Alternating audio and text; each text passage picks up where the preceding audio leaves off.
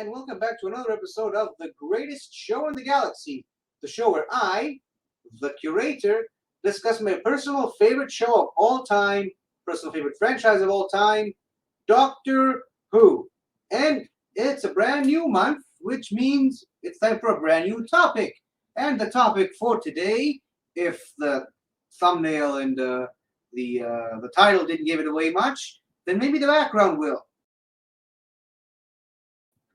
That's right, planets. That's the theme for this month. And just like last month, I'm going to be having guests all throughout the weeks, starting with my one of my personal favorite guests that I bring up on the show, the Snark in Space. How are you doing, Mr. Snark? I'm doing just fine. How are you, the curator? I'm so happy to be back. Looking forward to talking some Doctor Who planets. Uh, Probably a few that I've never heard about or do not remember, but always looking forward to learning from the fount of Doctor Who knowledge, the curator, Mr. 50. And that's another thing we have in common. We both like to learn so much about Doctor Who, and myself included. So, as per usual, we're going to start off with the usual birthday section, the Hoopy birthday section. Not a lot of big major ones. There are a few. There are a lot from Torchwood actually, but we'll According get. to their families, they're big. According to their families, they're big 50. Oh, okay, fine. If you want to play that card, okay. I So, did. counting from August 30th to September the 4th, we have on the 30th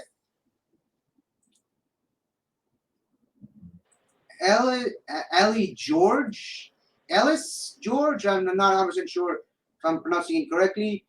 She played Courtney Woods in Peter Capaldi's first season. She's the student that really hackles Clara Oswald until she eventually. Oh, I actually do remember her. Okay, sure. Yeah, she brings her to the moon in the future and stuff. So technically pseudo companion. So on the list for today. Speaking of pseudo companions, Hmm. on the 31st, Roy Castle. He played Okay. the character of Ian Chesterton in the first Peter Cushing movie. He has some wonderful English teeth. Yeah, when you think of English teeth, that's more or less the image that comes into your head. Yeah, he's a classic.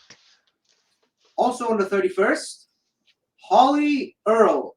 She played the young character Lily Arwell in the Christmas special The Doctor, the Widow, and the Wardrobe with Matt Smith. Obviously, she's the daughter of Madge Irwell. The main reason I decided to put her on the list today is that they actually brought the character back with the same actress on Big Finish as Winston Churchill's nurse. Mm. So now that was a really fun discovery when I came across that. Now on September 1st, we have Bern Gorman. Most people probably recognize him from the Dark Knight trilogy or from the Pacific Rim, but to me, he will always just be Dr. Owen Harper from Torchwood, Sure. the first two seasons of Torchwood. Now, speaking of Torchwood, how about the founder of Torchwood, Pauline Collins, who played Queen Victoria in the Tooth and Claw episode alongside the 10th Doctor. Pretty sure the character came back in Big Finish for Torchwood stuff. Queen Not Victoria. 100% sure if it was the same actress though, Mm. but just to add a little bit more on that, she also played a major character in the Faceless Ones, a second Doctor story from the mid 60s. Also actually on the 4th of September, we have Kai Owen, also from Torchwood. He played the character Reese Williams, the boyfriend slash husband to Eve Miles' character Gwen Cooper, major character in all of Torchwood and all the Big Finish audios for Torchwood. And finally, for this month, mainly because I looked up her wiki and her actual birth date is not listed. At least I couldn't find it, but it does say September. Not really sure when I'll be able to talk about this person because, like I said, the birth date isn't really registered. But I'm gonna put it on the list anyway. India Fisher. She played the character Charlie Pollard in Big Finish, the major Eighth Doctor companion. She also then sort of retroactively became the Sixth Doctor's companion. It's kind of a bit of a complicated thing, but I believe she's still back on the Big Finish train with the Eighth Doctor. I'm pretty sure they also gave her own standalone series at one point. What? All right. Yeah, she had a major storyline with the Virans. We talked about them a couple of weeks ago in our Alien Breaking episode. Oh, So, sure. yeah, India Fisher, Charlotte Pollard, also known as Charlie to her friends. So, for Happy birthday.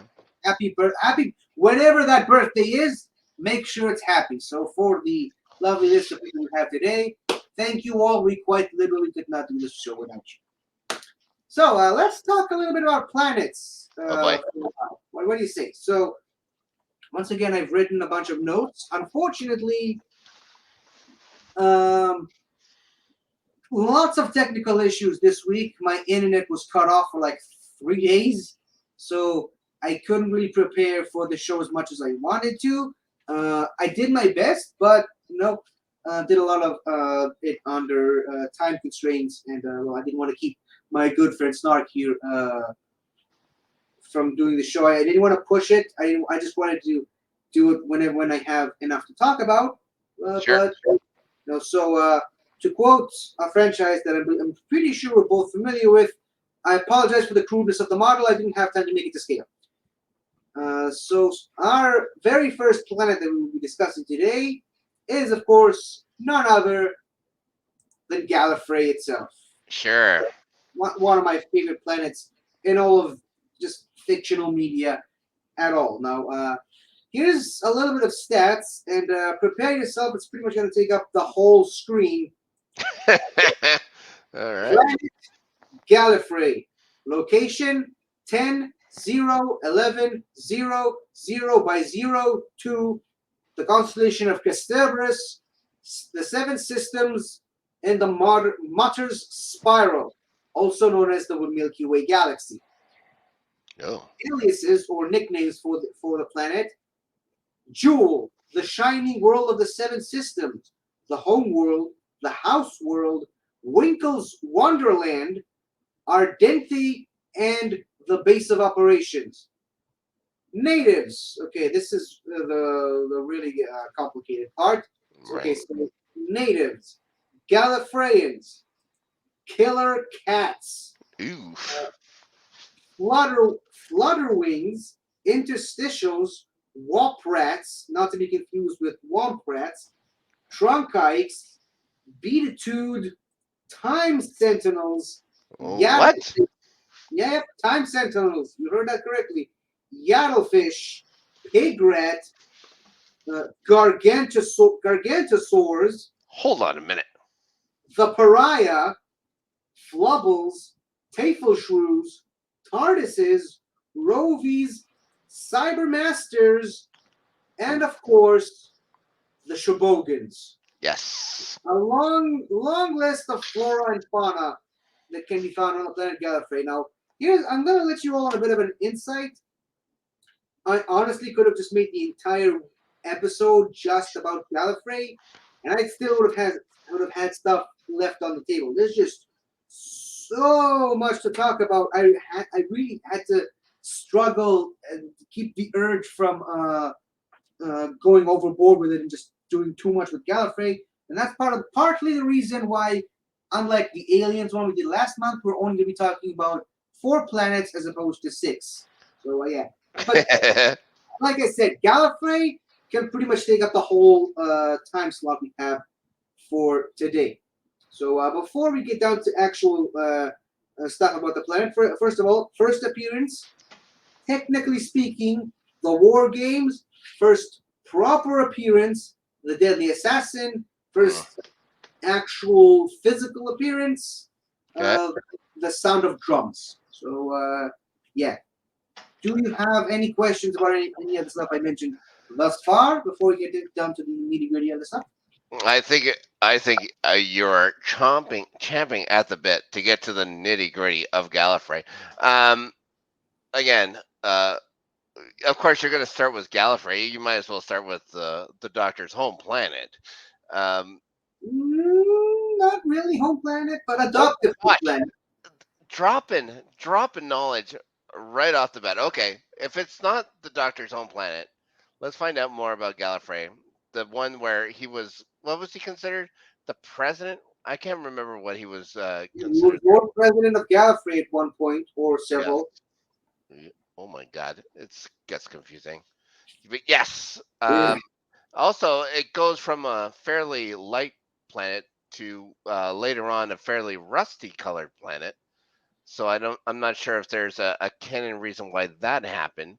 Um, but yeah, no, I'm waiting on bated breath to hear more about good old Gallifrey.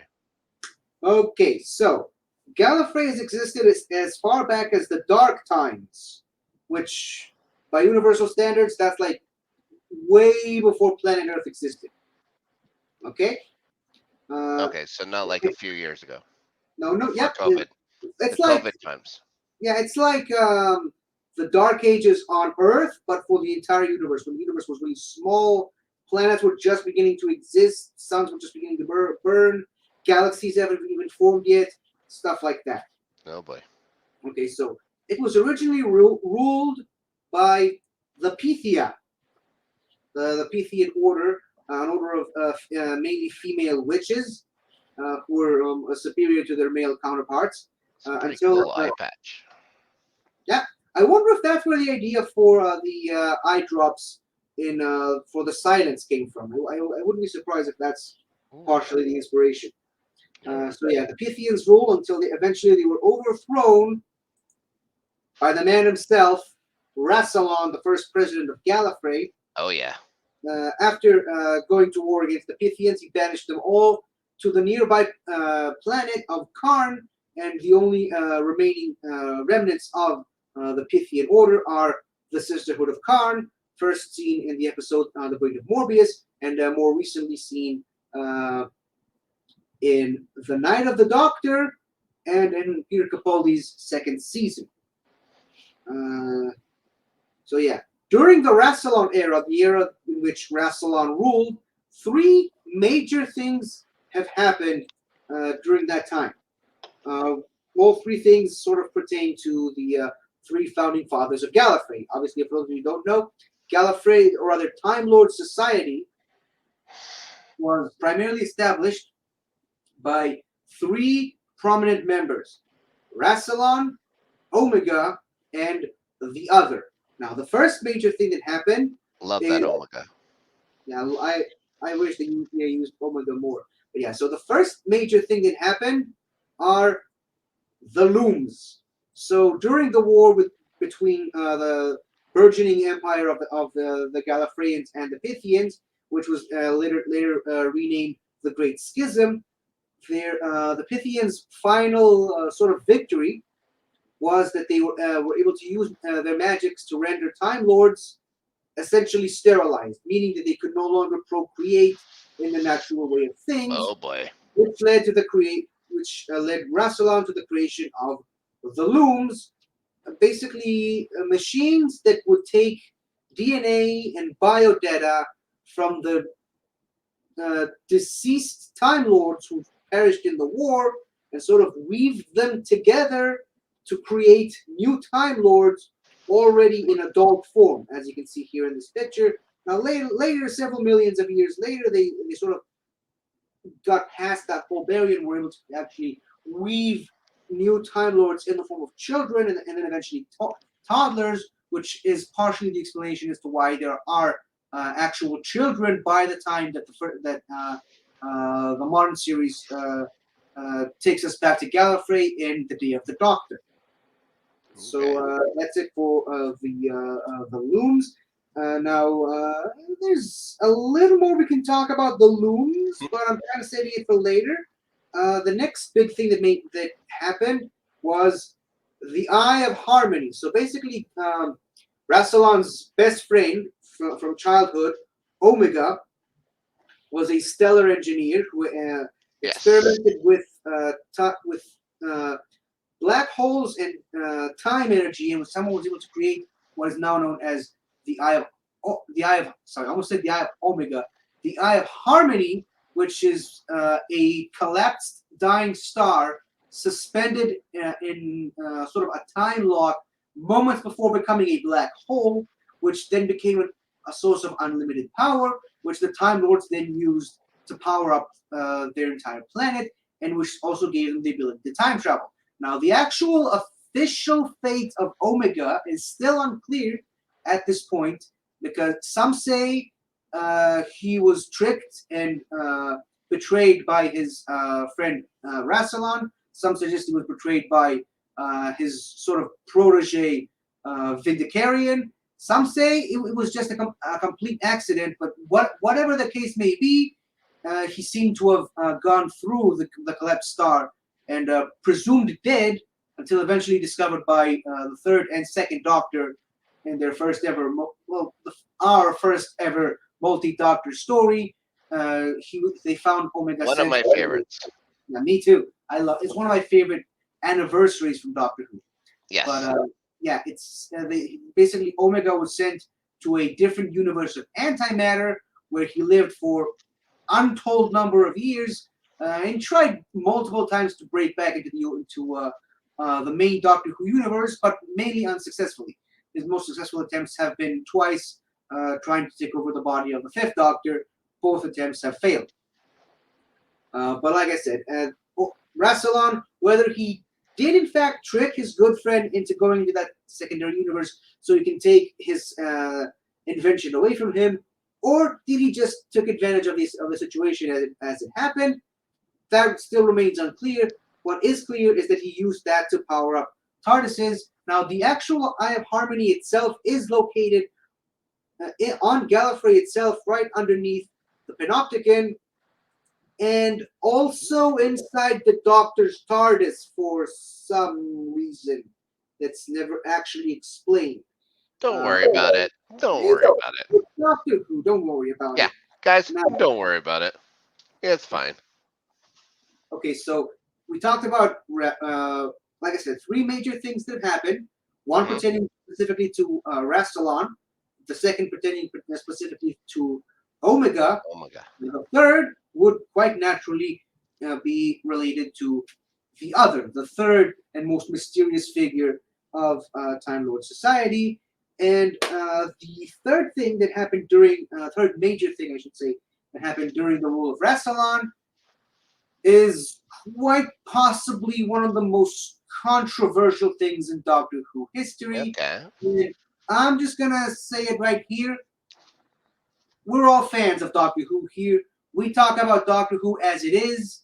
We do not participate in toxicity towards any of the actors or writers associated with any of these stories.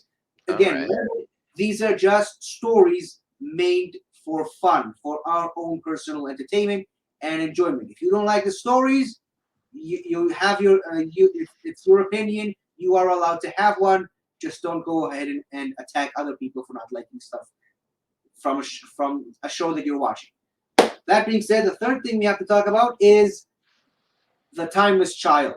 So for for a long time, this was kept a secret by Time Lord Society and from the audience, as a matter of fact, until fairly recently during the Jodie Whittaker era. So basically, what it is during the time of Rastalon, which was a time of not prosperity, but sort of technological evolution on Gallifrey.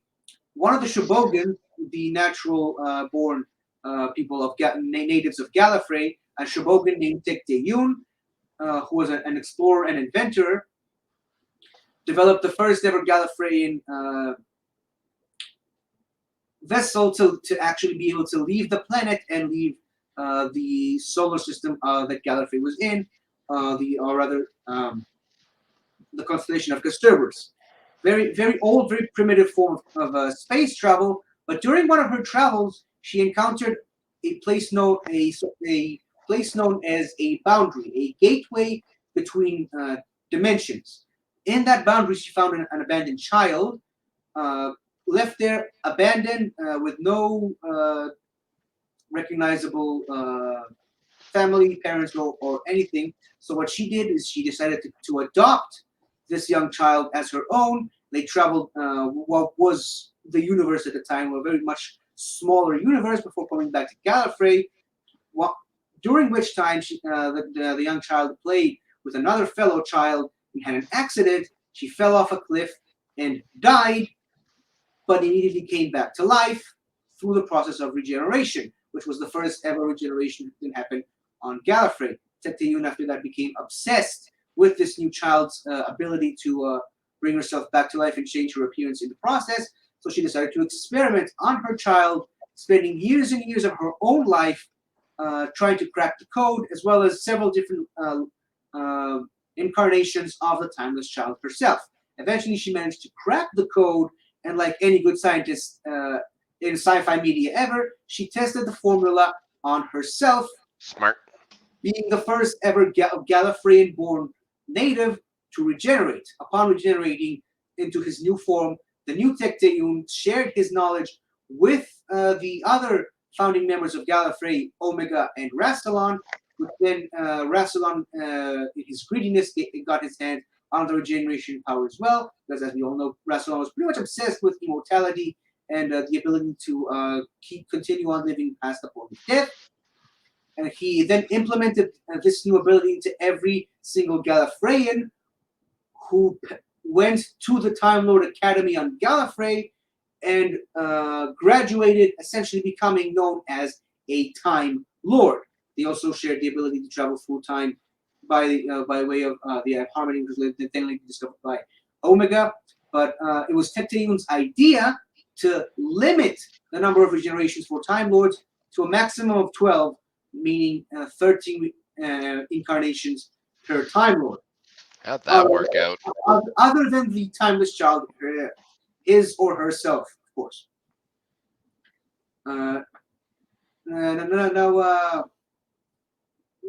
yeah, I think that's about it. Oh no, obviously, as we all know, the timeless child herself remained on Gallifrey, then later joined something called the Division, a division of Time Lords that thrived on intervention and interfering with history all across the universe. Eventually, she took on the name of the Doctor, left the division for a while, then came back, had her mind wiped, and regressed back into a toddler, becoming the first Doctor, the William Hartnell Doctor. And then years later, he left Gallifrey once again. And well, the rest is history. I can pretty much sit here all day talking about that. So these 3 points, the looms, the Eye of Harmony, and the Timeless Child. Have you anything further to add, Victor? One thing. I'm the major city in Gallifrey. I know there's a couple. I know Artemis is one, but I always forget. Is that Artemis there? Why does it always seem like it's under glass, like in a cloche? To Have they ever explained that? mainly to protect the city against the native Shobogans, Okay. who are primarily considered as barbarians and hooligans by the Time Lords, because Time Lords consider themselves above everybody. They're very pious and self-absorbed. That Sure. They wear they become like ridiculous outside. outfits. Now, hold on. I love Yes. the way the Shobogans look. The Shobogans Yeah. basically are they're native Gallifreyans who consider themselves um, how should I put this? Uh, they don't want to get involved in anything involving the Time Lords. They figure the Time Lords want to live in their ivory towers and glass domes. Fine, let them. We'll just stay out here in the outlands of Gallifrey. When And you had me do that rewatch and you sent me those episodes, you sent me that one, um, and I loved it. I love the Spogans. I have no idea why they haven't done more with them, especially when you consider that they keep themselves in that primitive sort of culture, when you have the most advanced culture in civilization, they're just under a huge bubble. It's there. It's not like they wouldn't know how to get advanced weapons. They just choose not to. I've always found them very fascinating how they just decided, no, that's it. We don't need that. But they're not. It's not like they're against it. It's just they prefer their way of life. Me, yeah, I find them very fascinating too. Like you, I have no idea why they never really did much with them. The only other, I mean, they're just passing references and mentions, but the only proper Shobogans we do see is the aforementioned Tecteun Hmm. from the Timeless Child storyline. Yep. And if I seem a little off base, it's because I'm looking for some pictures I didn't have time to add. How But dare you? How dare you, sir? how dare me? So, should we talk about anything else, or do you want to talk about, I don't know, the looms, or yeah, I have harmony? Is there anything else you want to add to the conversation? Is there anything more you'd like to add? Like, a lot of it was the first time I've heard about it. Like, I've known Gallifrey obviously through the show. It's a big deal, but the new Doctor Who, it's barely ever mentioned. I think they gone to Gallifrey in the new era maybe once. It's more of a classic Doctor Who thing. Um, so it's something that I've seen, but I've seen obviously I've seen the episodes you've had me rewatch. So I'm very like I love watching it and stuff like that, but it's not like something that's um, really still involved in the show since the Ninth Doctor took over. Yeah, and remember, during the modern show, Gallifrey is gone Right? for Yes. most of it. So Yeah, that's but maybe the reason why. Daleks are supposed to get wiped out too. They keep showing up. Yeah, but I mean, it's the Daleks. Their whole thing is survival. That's true. They keep. The Doctor always says they always survive while I lose everything. Yep, that's true. Okay, so let's move on. So after Rassilon's death, he was laid to rest in uh, what is known as the Dark Tower, which is located in the Death Zone of Gallifrey. The Death Zone, I suppose we'll talk about that a little bit, is a area on Gallifrey where Time Lords used to pluck certain species from different locations all over the universe and just throw them there to sort of fight for their lives. A sort of Hunger Games type thing. They just take random species from random civilizations and they throw them into the Death Zone to see who's going to survive. Obviously, Uncool.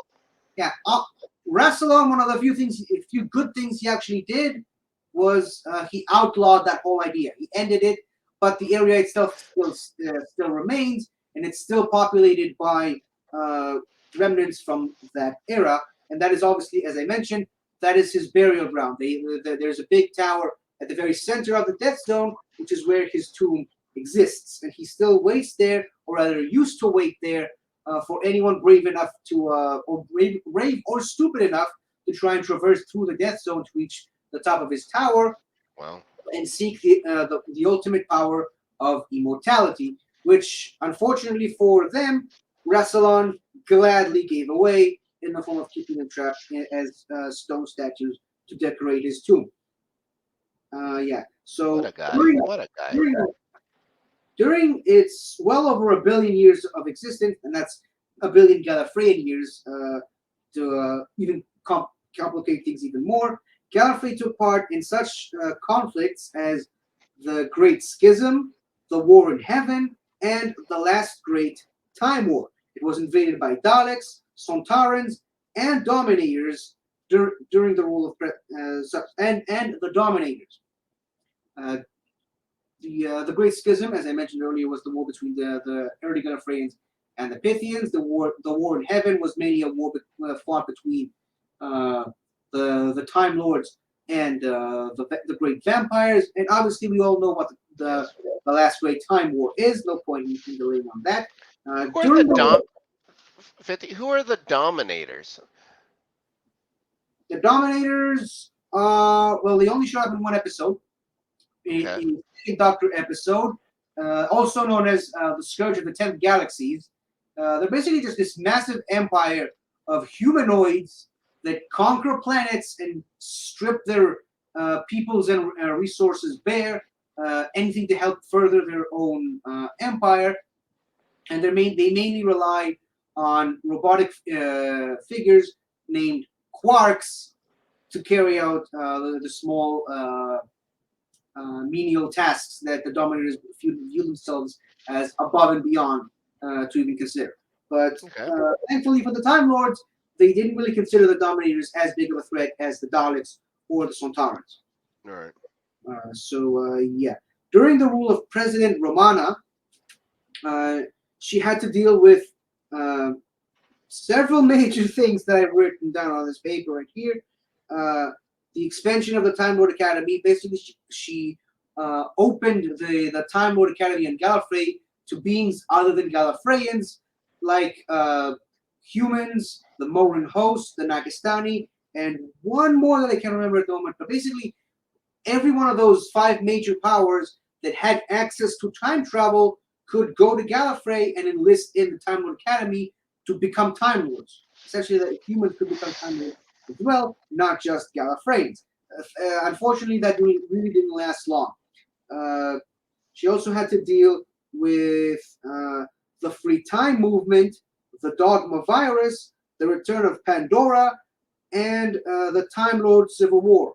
All of these points that I just mentioned are kind of interlinked. First of all, part of the opening of the expansion of the Academy was one of the many things that led to distrust between her and the other Time Lords, especially the members of the High Council. Okay. The Free Time Movement are a group of aliens from those five powers that I mentioned, the other races that have achieved the power of time travel, and who were furious at the Time Lords for hoarding time travel all to themselves. They were basically like a terrorist activist group using time-related weapons and timonic fusion devices to commit crimes on several worlds that were allied to Gallifrey as a sort of a way of convincing the Time Lords to give up their monopoly on time travel, so to speak.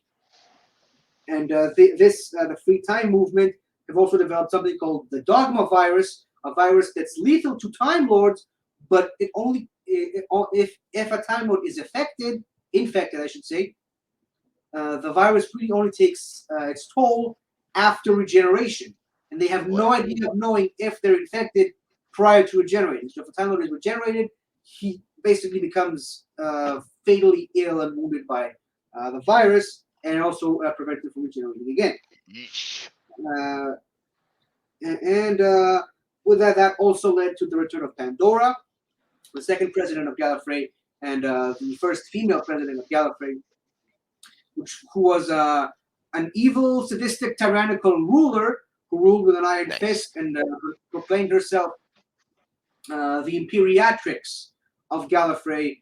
She was eventually deposed by the members of the High Council, but somehow transplanted herself in the mind of the first Romana, and that is the main reason why the first Romana had to regenerate to the second Romana. And yet somehow Pandora came back in the form of the first Romana and usurped the second Romana, becoming the new Imperiatrix. And it was a crazy thing of just first Romana versus second Romana, both of which had K9 on their side, a different K9 on their side. And it's crazy. The Gallifrey series on Big Finish, I kid you not, one of the most mind-boggling things I've ever had to listen to. It's great. I love it. I always say it's like if the politics in the Star Wars prequels were actually good. That's how I love the Gallifrey series on Big Finish. And again, guys, it's Doctor Who. Don't worry about it. Yeah, don't worry about it. So yeah, don't worry about it. Final point here. The Dogma Virus plus Pandorica Romana versus Romana led to a Dalek civil war on the planet, which is the main reason why Gallifrey was so weak and fragile by the time the Time War started.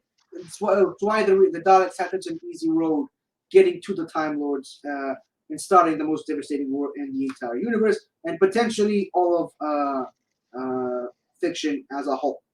Yes, so Those damn Daleks. the planet was presumed dead several times, but primarily after the Time War. But it was brought back by 13 doctors in the Day of the Doctor, and then was destroyed again by the Master.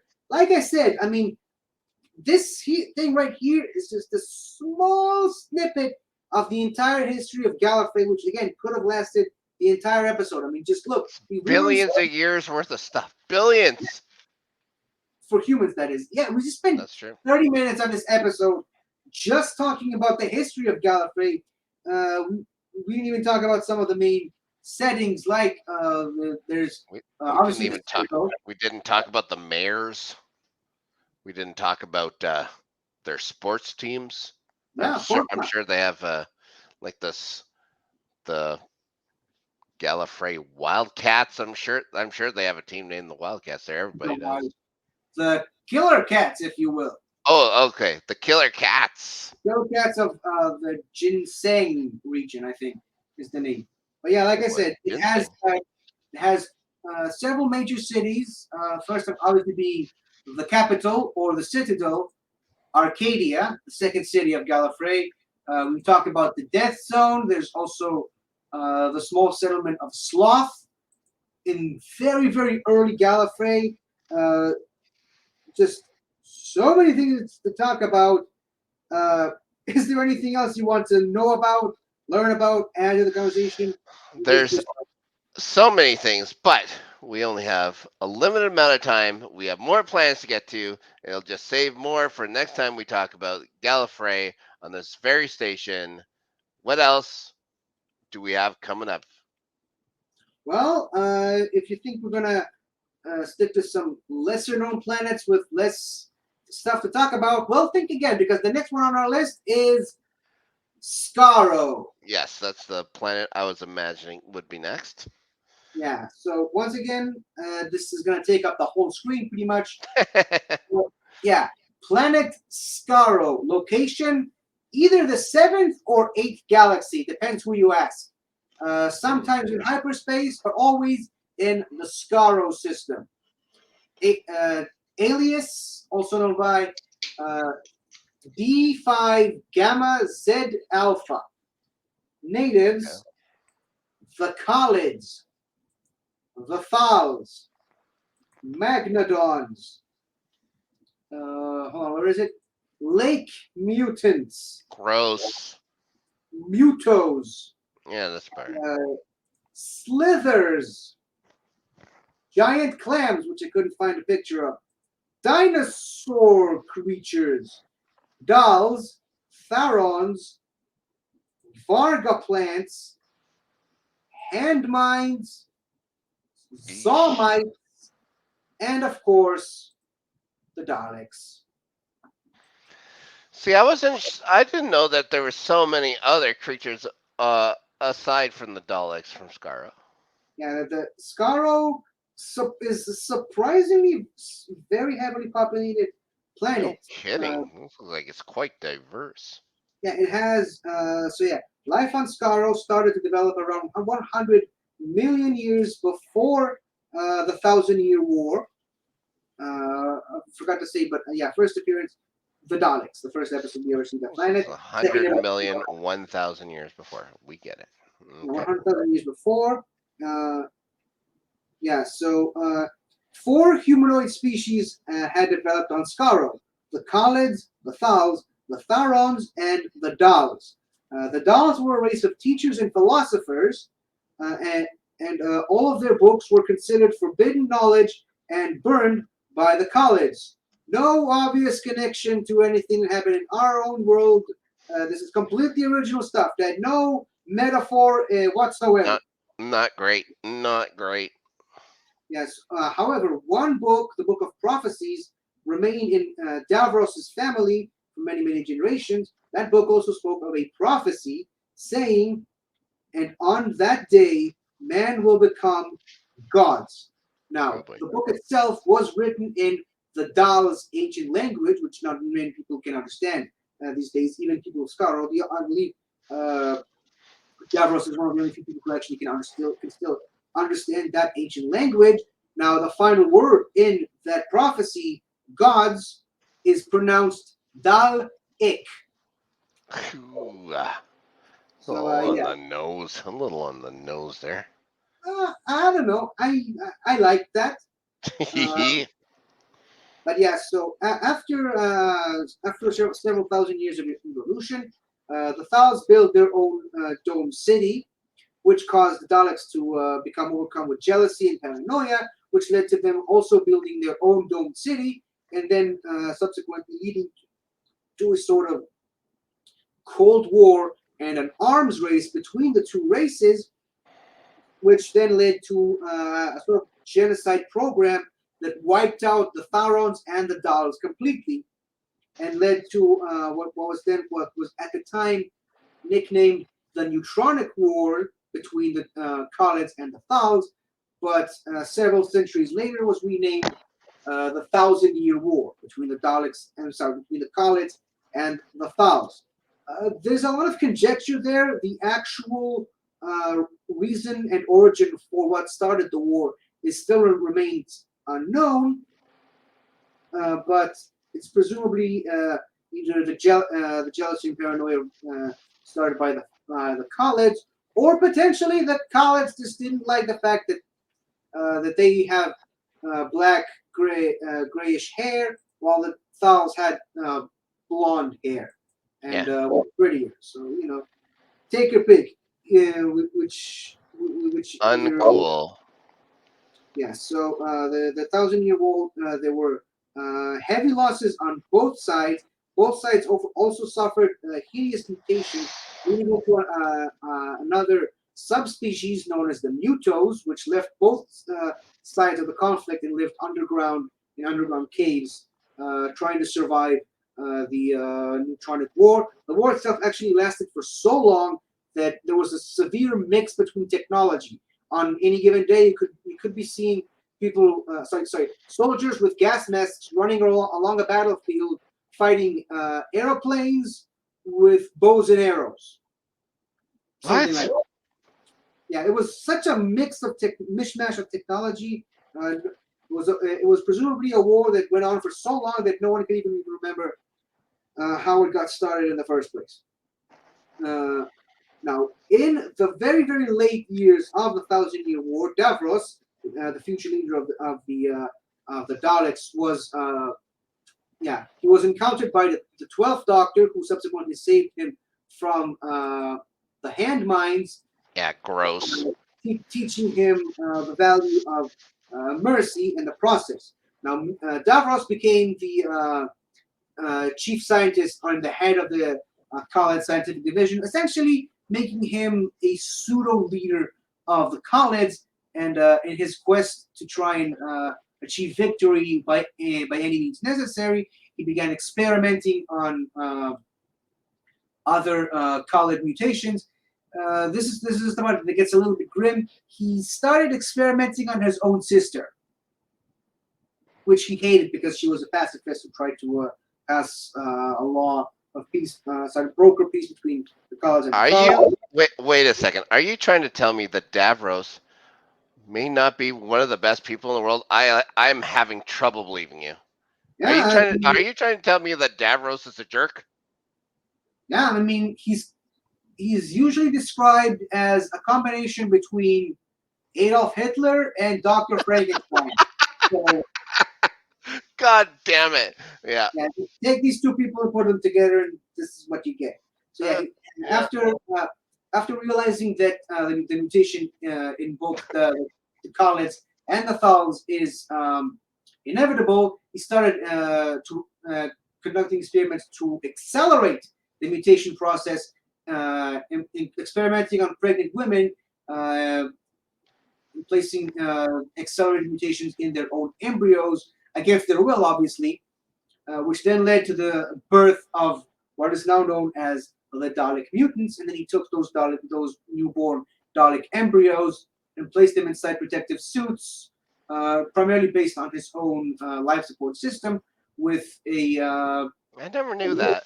a manipulator arm and a And energy weapon for self-defense and a a tank-like plunger. And a shell. plunger. And a plunger, just in It's case. a manipulator arm, which looked like this, obviously. Yes. Obviously, as things normally tend to go with the Daleks, they eventually rebelled against him. Partially, they were helped by the Fourth Doctor, who was sent back in time by the Time Lord to try to prevent the Daleks from ever existing, and in the process, possibly created something even worse. So the Daleks then turned on their own creator, seemingly exterminating him in the process, but then the Fourth Doctor trapped them, potentially delaying their rule, rather their conquest throughout the galaxy. At the very end of the Thousand-Year War, once all the colonies have been turned into Dalek mutations and placed in their own Dalek vessels, they launched one final neutronic bomb, which completely rendered the entire surface of planet Skaro uninhabitable whatsoever and full of radiation, which forced the Daleks to then barricade themselves inside their own Dalek city.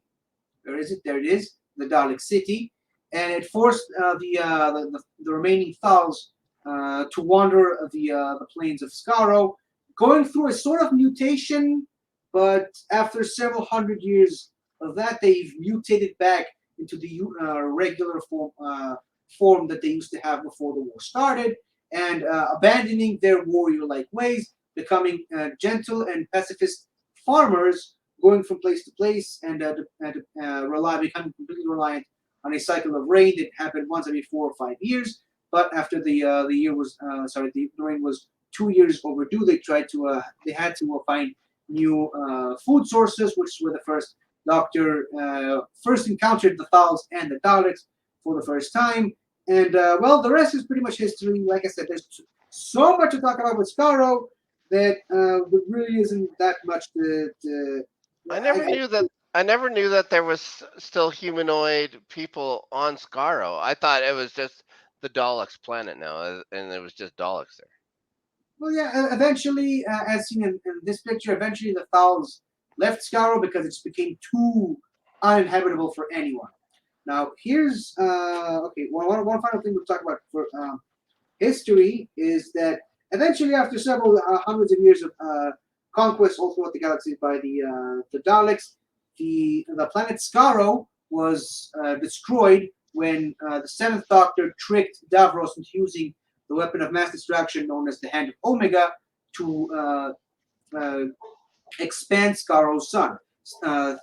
Davros' original plan was to use the Hand of Omega to turn Skaro's sun into a source of unlimited power to fuel his new Dalek empire for billions of years to come.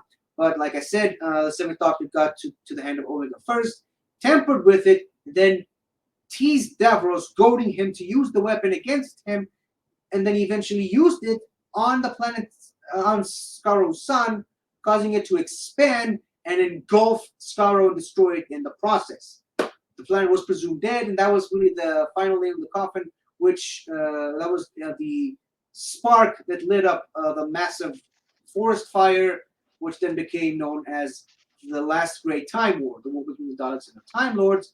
Right. And several centuries later, Skaro was saved by the New Paradigm Daleks, who went back in time and established a protective shell around the planet, saving it from destruction, just keeping it hidden for several hundreds of years before they were able to reemerge and reassert themselves as the new power in the universe. The New Paradigm Daleks. I don't know if you recognize the name. It's the colorful Daleks that were in the Matt Smith first episode. Yeah, so they're the ones responsible for Skaro being back. Yeah, and one final thing I wanted to touch on, and some of my favorite stuff from Skaro. Okay. It's a bit morbid, but Oh, it's gosh. really fascinating to me. It's the Varga plants. So these are plants that because of their rough nature, they can only really they're one of the few plants that actually can grow on Skaro because it's so impossible to grow anything on that planet. They're one of the few things that actually can survive because of their incredible resistances. You'll notice that they're really covered with thorns. Yes. Uh, the thing is, if you are scratched, stabbed, or even so much as touched by one of those thorns, you'll be filled with rage and anger and hatred and the desire to hunt and kill and murder Are you till the telling me? Wait a second. Are you telling me that if someone on Scarrow gets touched by one of those things, they're gonna want to exterminate? it gets worse. It gets worse. You're being filled with hatred and rage and anger to the point where it just builds up in you more and more and more until eventually it starts to mutate you from the inside and turn you into a Varga plant. Oh boy. So if you're not treated in time, you're gonna become one of these things eventually. And because Exterminate.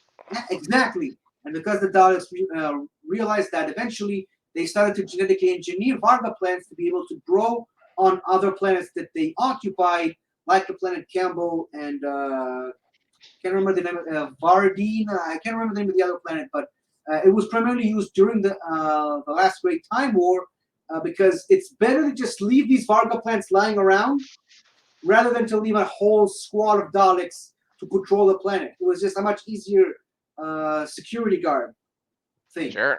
Well, yeah, it's like I said, it's morbid, but I'm really fascinated by Varga plants. Yeesh. Uh, anything to add? No, I am looking forward to hearing what's next. Of course, Scarrow, Gallifrey, maybe the two most important, besides Earth, when it comes to the lore of Doctor Who. But we'll see what's coming up next. Okay, we've got two more planets to go. And, well, thankfully, not much to say about this planet. We've only got Oh about boy. 10 minutes left. So, first one of my faves, and one of my favorite episodes, as a matter of fact, Okay. uh, Marinus, also a Terry Nation Oh, creation. And here's basically the basic thing. You'll notice that it's much smaller than the other ones. But yeah, planet Marinus, location the Vura Marini group, sorry. Aliases Planet 14 and Mondas. We'll talk about that in just a minute. right. Natives, the Arbitans, the Vords, Morpho, Wolves, and potentially Cybermen. That's Again, the name that jumped out to me. The Cyberman. I was like, what is that? That doesn't. Okay, but let's hear. I want to hear more about this planet. I've never heard of this planet before. okay, first appearance, the Keys of Marinus, one of the few stories in Doctor Who written by Terry Nation that don't feature the Daleks. Ooh. So, yeah, after many years of technological advancements, the people of Marinus created a device called the Conscience of Marinus, a device controlled by a device that can control the minds of everyone in Marinus, which Hmm. potentially lead them, make them non-lethal and non-violent. But again, it takes away their option of free will. So the Conscience of Marinus was locked behind 5 circuit keys that were scattered around all across the planet itself. And once all 5 circuit keys were put into the consciousness itself, it will give the wielder the power to basically control everyone on the planet. Now, over the years, the need arose to recollect all 5 of these keys to reactivate to destroy them in order to keep them away from Yartek, an evil tyrant who wanted to use the consciousness for himself.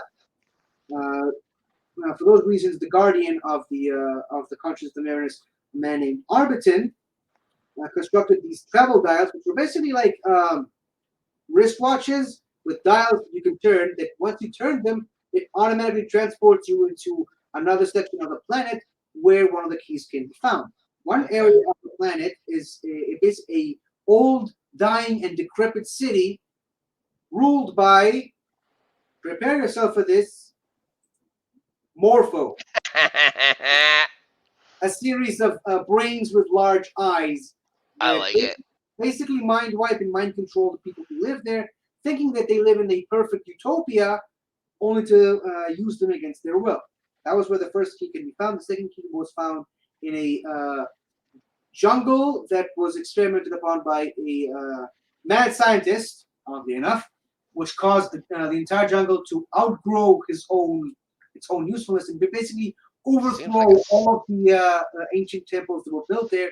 And just essentially, the jungle came alive. The third key was located in a frozen tundra covered with wolves and populated by a small village. The key itself was kept inside a large ice cave guarded by these large ice soldiers, not to be confused with the ice warriors. And the fifth and final key was located in a sprawling metropolis where law and the justice system essentially took over the entire city itself. It's a really fascinating planet with multiple different sections. I That's like it. one of my one of the ones on my list. Now, eventually, this is where things really get complicated. At some point during their history, the Vords, which are the basic minion henchmen of Yartek, the evil dictator, wanted to take the consciousness of Marinus onto himself and use it to rule the planet. The Vords used devices known as world shapers to essentially accelerate the entire planet's timeline, causing all the seas to dry out in a matter of weeks. And eventually they sort of evolved into Cybermen somehow with the use of these What? world shapers. Yeah, it's very confusing. It's sometimes the planet is nicknamed either Planet 14 or Mondas, which is the home planet of the Cybermen. But according to Capaldi's doctor, Planet 14, Marinus, and Mondas are three completely separate planets. Right? So again, it's Doctor Who. Don't worry about it. I was gonna say, and doesn't like Bill? Isn't Bill supposed to be like the first Cyberman? Isn't that supposed to be a thing? She became a Mondasian Cyberman, the first model of Cyberman, but not the first one. Right. Yeah. Okay, guys, Uh, don't worry about it. yeah, It's don't worry it's about it. fine. You can enjoy the show because of its baffledness. It's good. Yeah, Yeah, it and, makes it fun. Who yeah, and cares? if that wasn't confusing enough for you, No, it's in perfectly sane. if that wasn't confusing enough for the audience, I should say, Oh in boy. the year A10% question mark, Yeah. which was the last year of the Time War, the planet was invaded by Daleks, but the War Doctor built a chronic tripwire to defend the planet, making it essentially invisible to the Doctor. Sorry, to the Daleks. Now, after Gallifrey came back in the events of the time of the Doctor, the Vords feared the return of the Time Lords, so they found a way to escape with their whole planet altogether into another universe completely. And then somehow the 12th Doctor, in an alternate timeline, where he became fed up with being lonely and melancholy, Right. found his way back to the planet and asserted himself as king. And then the 10th, 9th, 11th, and 11th Doctors had to fight him to get him to lose control. It's like I said, it's very, very confusing. But it's Oh no, Doctor Who. it seems That's what very we're on. plausible. It's as Yeah, plausible as Doctor Who gets. It's yeah, fine. and then the 12th Doctor. This is one of the things that really does not fit well. He basically became evil. He manipulated Clara Oswald to change events, and the Oh, only reason a comic book companion of the 10th Doctor was touched by, and I'm not making this up. This is on the Doctor Who wiki. She was touched by a miniaturized Weeping Angel and sent back in time What? to warn her previous self about all this. It's confusing as all I hell. love it. I love But it. yeah, That's awesome. I love yeah, it. that's all in comic book form. On the TV side, I mean, just look at this. I like it.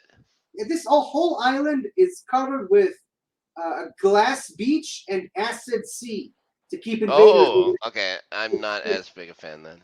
it's really Oh, of cool. course it'd be an acid. Yeah, yeah, yeah. Okay, very good.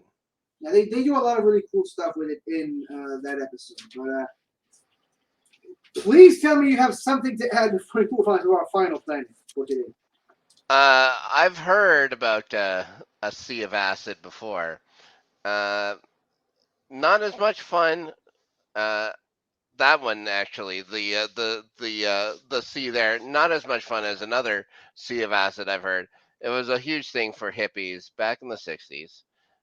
Which maybe they took that from. But I did enjoy the pyramid. But I was super curious. As soon as I saw Cybermen and stuff like that, I automatically went to the Bill thing, and I was sure that they retconned it that Bill was the first Cyberman. But but the way you've explained it or whatever, yeah, That okay, whole, that whole episode in and of itself is kind of a retcon. But then again, like I said, yeah, Doctor Who, don't yes, worry about it. There is guys, such thing as forget canon. about it. You know what? It's fine. I was gonna It's tell you this just off fine. camera, but these things, the Zomites, are You showed me this that was like picture before. Skaro. They're considered pests on Skaro. That the Daleks really just are an inconvenience to the Daleks. And this whole thing that I just told you, Hmm. it's literally written on a pack of sweet cigarettes back in the 60s. So this whole bit of lore comes from a candy box, from a box of candies. Yeah, Cigarettes aren't candy. sweet Cigarettes are cigarettes dangerous. are, cigarettes are. Okay. But yeah, this is considered canon in Doctor Who somehow. Good. Yeah. Why not? You know what? Why not? It's Anyways, fine. so we talk about our final planet. Sure. Let's hear it. Which one Yeah, is it? unfortunately, I couldn't. This was the hardest planet to find pictures for, Oh, good. so this is the best I could do. Oh shit. So yeah, the planet Spyridon, location the ninth galaxy, also known as Antares. Sure. Alias Zalaria, natives. Forgot to upload the picture, damn it. But yeah, natives, the Spyridons, eye plants, and sponge plants. Ugh. First seen in the episode Planet of the Daleks. Hmm. So here's a couple of interesting quotes that I'll talk about before we wrap this up. Sure. The core of a planet is made up of friable ice called the molten. This substance occasionally comes up to the surface through fissures known as ice canos. Swear I didn't make this up, as well as Oh. natural springs that become pools of molten ice. The the planet's plant life include, as I mentioned, sponge plants. The sponge plants are, try to think of them as like Venus flytraps in a way, except that if you get too close to them, they spray you with these fungus spores that just spread out across your skin and all over your body until Gross. eventually they engulf you, suffocate you, and then you die in the form of a giant fungus. Not cool. So you're saying that these sponge plants not the best. You're saying if you get sprayed by one of these things, they're pretty uncool. Yeah. A Ugh. little less All right. violent than sponge plants are the eye plants. Ugh. Yeah, they don't look very appealing, but you see this little bud in the middle there. These How can you things how can you uh, not see it? these things move whenever they sense motion in the area around them, which lets people know when they're being surrounded by another presence in the area, which even works if the presence that they can sense with their motion happen to be invisible. Now, if I can just remember to upload the damn pictures. Oh boy. Where the hell is it? Well, you know what? Oh, no, there it is. Finally found it. So the native Spyrodons are invisible by nature, and Oh, that's why you couldn't see it. they're All right. only made visible when they die. So it doesn't really seem like they have a choice. They're just naturally invisible, but you can mostly um, find them because they can mainly be identified by these large fur coats that they wear to keep warm. Because, like I said, the planet Oh, has an ice. I thought that was just them. I thought that was their actual coat, No, no, and no, that no. they just had a humanoid face. No, the humanoid face. That's the part of their biology. The rest is just a fur coat that they're wearing. Because, like I said, the planet has an ice core, which is it's constantly cold there. Now the Daleks have invaded Like the Canada. planet. Yeah, like Canada, pretty much. Yep, I get Except it. I the get it. Canadians are invisible. Otherwise, I wouldn't be able to see you now. But Ooh. yeah, so the Daleks invaded the planet in the 26th century, mid 26th century, during the time of their war with the Earth Empire and the Draconian Empire. And their main focus there, well, two of them, as a matter of fact, they would experiment with Spyrodon DNA. Apologize, to try and find a way of turning themselves invisible Daleks. Try to think of that for a second, but unfortunately for the Daleks, even though they did succeed at times, this made the successful experiments of Dalek invisibility more vulnerable to light radiation, which eventually rendered their entire casings immobile. So essentially, they achieved invisibility, but at a cost, and the cost that it was killing them much earlier. Another major thing that they tried to do on the planet was they tried to construct an army of 10,000 Daleks hidden underneath the planet core, which was eventually buried by the molten ice, but after an intervention by the Third Doctor. Molten ice. Yeah, the molten core of the planet. It's just liquid ice that just froze when it stopped moving. The Third Doctor just flooded this whole chamber you see before you with this molten ice and immobilized the Daleks. And the Thals who were on the planet at the time, these Thals to be specific, Hmm. escaped in the Dalek ship, essentially stranding the Dalek scientists who were there, as well as the Supreme Dalek himself, which was a major blow to the Dalek Empire at the time. Smart. But yeah, this is all I can say for now, because even my voice is giving up on me right now. Sure. What do you have to say? I've never really heard much about that planet before, but of course I'm fascinated. Um, so where would you find the episodes for that planet, like for the war with the frozen Daleks? So it's sort of a kind of a two-parter, even though the first half doesn't really count. But there's Frontier in Space. I think you saw that. That was with the Draconian episode.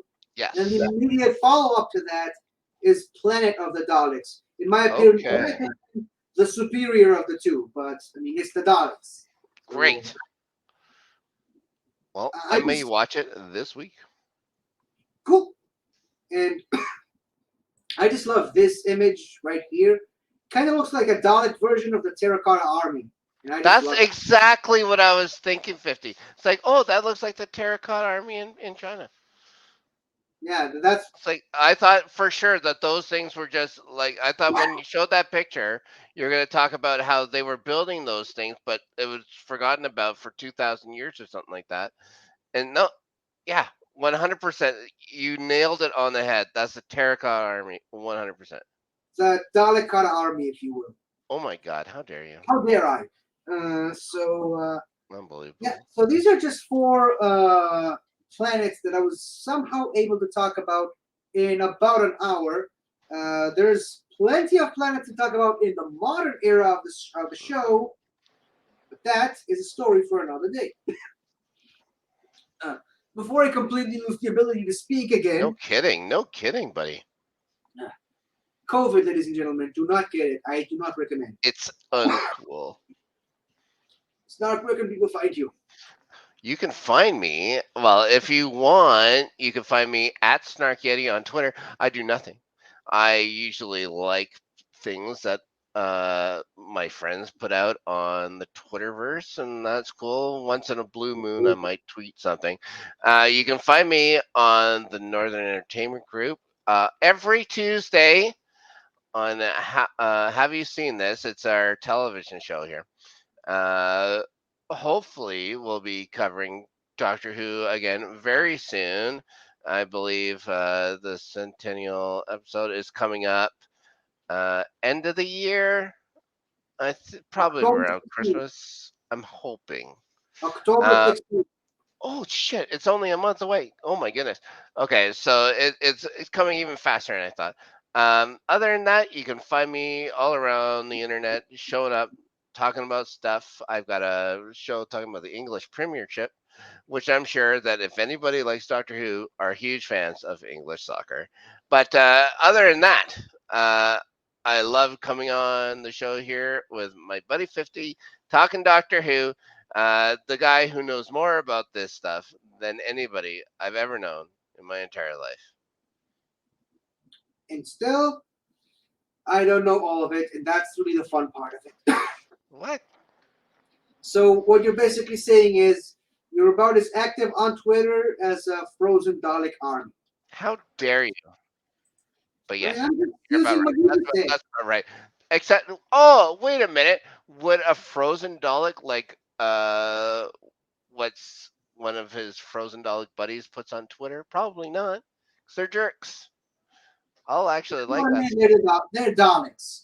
They don't care about each other Yeah, as much. that's true. That's true. Okay, so when I'm not losing my voice over talking about Doctor Who, Yeah, you can find me every Monday on this show, The Greatest Show in the Galaxy, and every Saturday with my good buddies on the Northern Countdown. My two good friends, Soda and Ben, frequent visitors to this show. Sure. Soda can also be found on this channel in the Squared Slice, where he talks about wrestling. And he also has another show about wrestling called The Blokes of Wrestling over on the Let's Get Ready Network. Ben has his own YouTube channel called The Multiverse of Geekdom. He does all kinds of fun stuff there. I'm not even going to try to list all of them because it'll take another hour. But him and Soda also have their own show called Rewind the Tape on this channel. And also check out our good buddy Taco and his channel, Something to Taco About, and our other good friend Jess the Kiwi on her channel, where she does madness whenever she has time to. I don't know. I've been told she hasn't been uploading for a while. And She had a live stream today. She did have a Oh! live stream today. Oh, cool. She's back at it. Again, another COVID victim, but she's back at it. So yeah, go there and check her out and say hello and tell her that we sent you. So yeah, I believe that's it for now. So until the next Planet Talk for the show, goodbye for now. Alone see.